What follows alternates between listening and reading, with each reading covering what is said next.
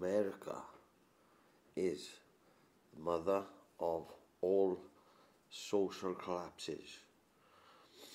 This is by Umair Haque, and it's from my America is having the mother of all social collapses.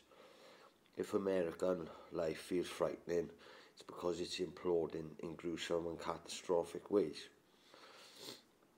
It's genuinely terrifying to be an American these days, and the baffled world is looking on in horror, shuddering and wondering what have the Americans let happen to their society. What if that happens here? What is that exactly? America is having the mother of all social collapses. It's hard to put into words because it really is something strange, new, unprecedented, shocking, gruesome. It's like a major earthquake. It's going to redefine the world's fault lines for generations to come. I say that because Trump's America, I noticed, was trending on Twitter. In response, people had written all kinds of funny, snarky, depressing, angry rejoinders, and it seemed impossible, maybe, to encapsulate it all, the scale and scope of what America's become, the bottomless depth and towering height of the failure of a society like this. Trump's America is many things. Even I struggle to express the extent of the calamity in words by now. It's a place where mass death is an everyday affair.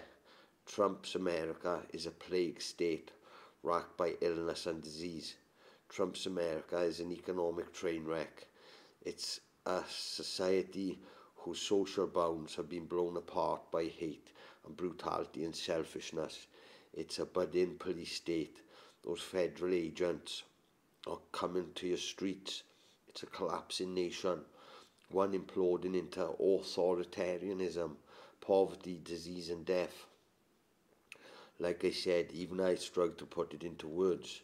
This is from an American, but the economist in me can express it much more succinctly and precisely. When I say the mother of all social collapses, I mean it. Trump's America is a society that combines all the strands of social collapse that we know, if and then some. Yes, really. Economically, Trump's America is Soviet.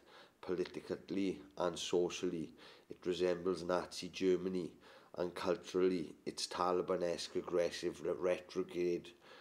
That's a lot of ruin for one country, which is why it's so hard to put into words. It's really is breathtaking and staggering when you think about it. Let me begin with the economy. How Trump's America is Soviet. Its intellectual class seems incapable of processing much or even any of the above. As long as billionaires are getting richer and the stock market's rising, what's the problem? Like the Soviet Union, America has had a strange set of measures for the health and prosperity of a society which don't seem to account for anything that actually matters, whether happiness, wealth, stability, safety or sanity. And like the Soviet Union, only paying attention to those self-created indicators of a kind of ideologically self-defined success has made America incapable of grasping the tiniest shreds of truth, like the fact American life sucks for most people now. Like the Soviet Union, Trump's America is a place that can't provide the basics for people anymore, like decent jobs. 50% of Americans now work low-wage service jobs, which is today's jargon for the menial work of servants to the rich, like the basic good of public health. America has the world's worst coronavirus outbreak by a very long way, and it's probably not going to get going away ever, like decent food or water, which, if you've lived in Europe or Canada, are a whole different league. Like public safety, think how many kids get a shot at school, how many women and minorities get abused at work. Like money, 80% of Americans live paycheck to paycheck. Like hope and optimism for the future, which keeps the society confident, buoyant, gentle, working together. Americans now expect life to get steadily worse. They're probably right. America can't provide the most basic of basics for people anymore, from medicine to money to jobs to public health to safety. There's no deeper way in which a society can fail. Wait, let me correct that. There's one deeper way. The lights can go out, a society can turn dark. That brings me to the next thing. Trump's America it's also pretty well Nazi. Yes, Nazi. Look, before you react angrily to that, sputtering into denial, let me say one thing. The entire world thinks this.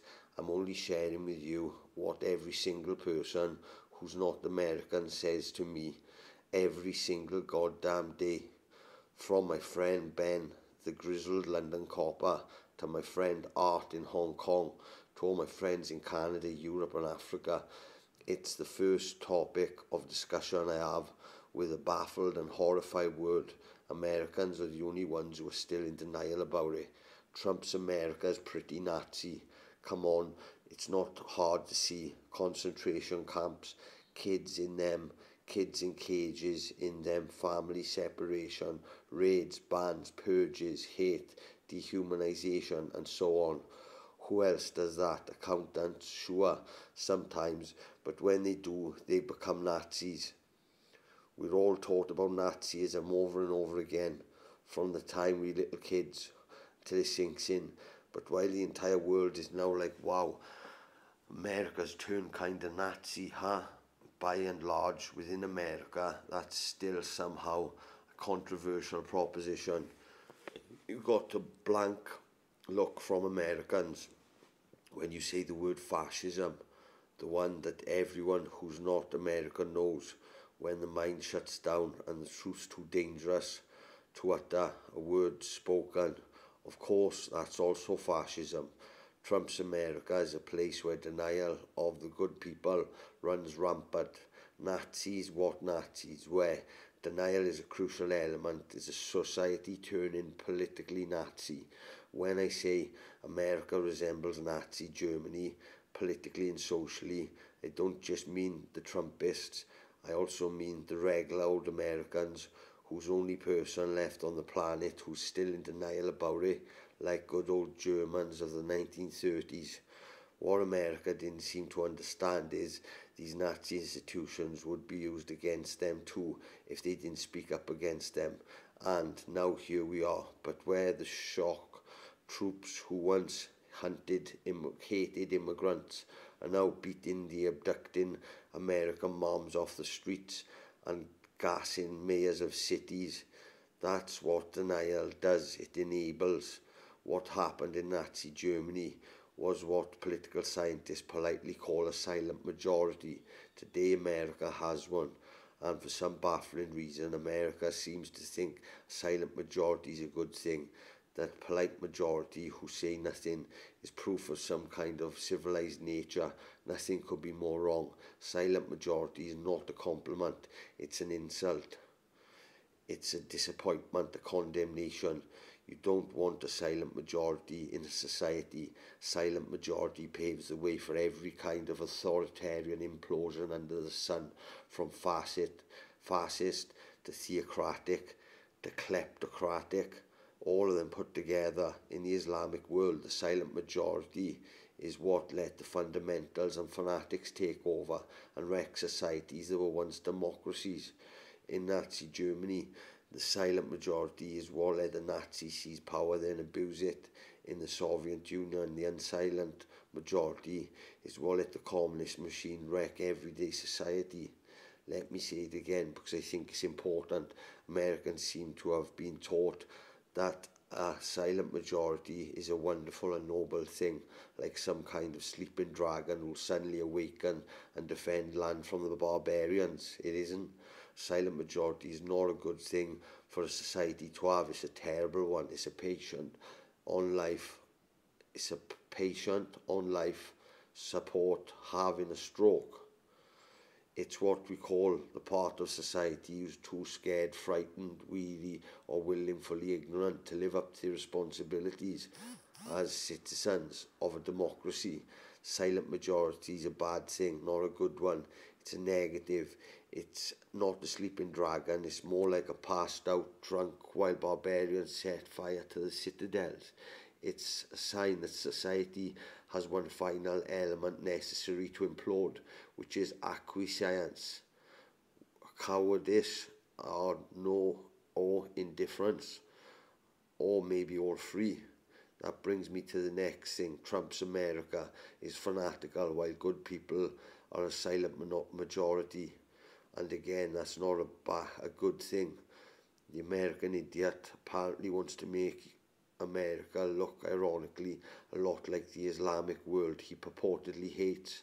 The American idiot has flourished into the kind of weird Taliban of its own, demanding everything from control over women's bodies to refusing vaccinations to not teaching kids science.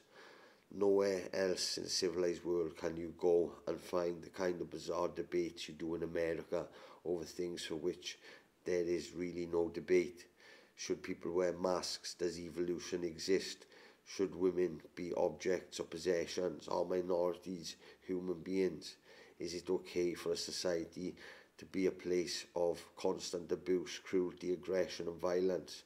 Should people have no health care? How about kids? Should we teach them superstition, not science? And arm their teachers in case a mass murderer shows up? What the? Americans don't quite get it, but nowhere else in the world is like this. The closest analogue I have come in the Islamic world, where people tend to debate poppycock and superstition intensely and seriously, as though teaching a kid that human beings evolve or somehow going to seal their fate in the afterlife. But even in the Islamic world, America's levels of everyday cruelty and aggression are hard to find. Kids aren't getting shot at schools, they're just turning into idiots. American idiot has turned America into a society where idiocy of every kind flourishes. That's how the Islamic world imploded too. The way it's always like this, despite what you hear, used to be a literal, civilized, artistic learning place. Then the mullahs arrived, the majority fell silent, the rest is history. American idiot story is much the same. He pushed this kind of line of incredible cultural idiocy that rotted and broke the American mind. Science has replaced with superstition, human decency with aggression, thoughtfulness with unthinking cruelty, knowledge with ignorances of racism, misogyny, hate and greed. Trump's election was a triumph of the American idiot.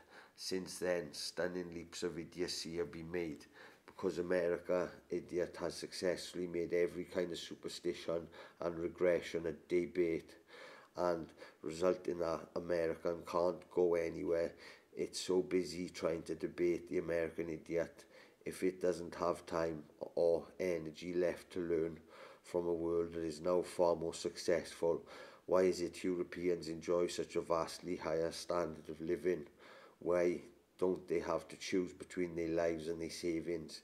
Why is it Canadians have good health care, decent pensions, but when you're busy debating whether it's, say, teachers should be armed or whether secret police abducting moms and gassing mayors really is one, where can you go? Not forwards, only backwards.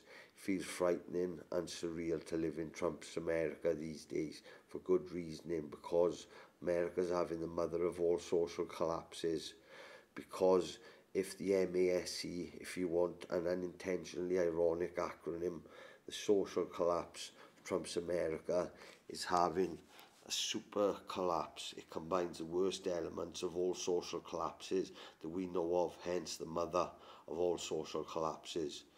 Economically, America is a weird mirror image of the Soviet Union, a society that's unable to provide basics for citizens anymore, leaving them to battle each other for whatever morsels of a decent life they can perpetuate daily.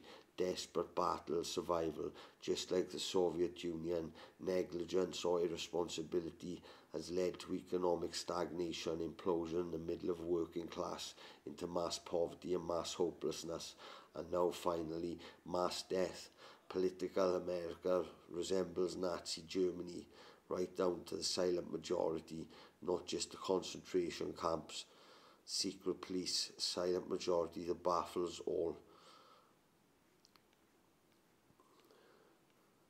Welcome to Trump's America.